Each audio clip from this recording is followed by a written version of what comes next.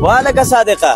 اخو او دی خوازی سوچونه کې زما په خیال چې بیا د بایسکل سوچ کړه او یا کوم کراچي ځان تخلي بازار کې په میوه خرڅه که څنګه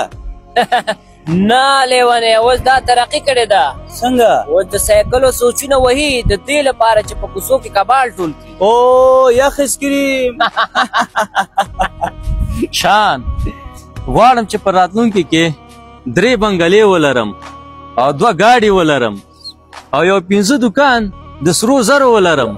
په یو بنګله کې خپل ژوند وکم او دا بل بنګله د مدرسې لپاره ورکم او په دې بل بنګله